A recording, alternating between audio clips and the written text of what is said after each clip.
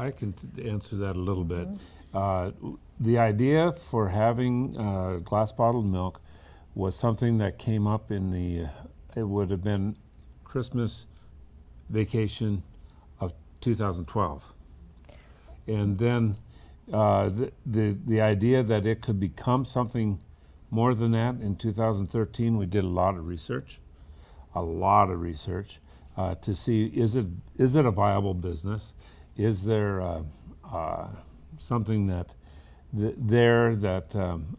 people in Arizona would like and learn to love? Then we also started talking with the city of Phoenix, because our dairy that we had our cows on were at two locations, 67th and Broadway and 75th and Broadway. And so those two locations were our dairies. So we started to look at putting the creamery on one of those dairies. And every time we turned around, there were roadblocks. So this is not a bashing of the city of Phoenix, but they wanted us to do a lot more that was not economically viable on our property. So we started looking at other places. In January 1 or 2 of 2014, our son Kevin, who is an integral part of this, it wouldn't happen without him.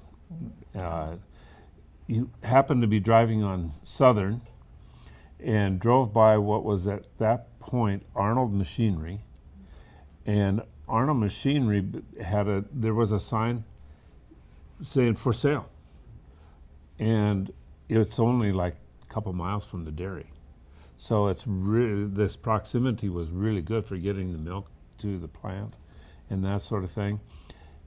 So he made an inquiry through that sign, found out that it had been sold about 2 days before that. So contacted the people that bought it and found out that they didn't want it, that they were ready to move on from there and to a place in Salt Lake City. So that thing was owned by a company called Bountiful Baskets, sorry. Bountiful Baskets for about 2 days. And then after those 2 days, we ended up making the deal with them to purchase it. And the purchase actually went through in like late May of 2014.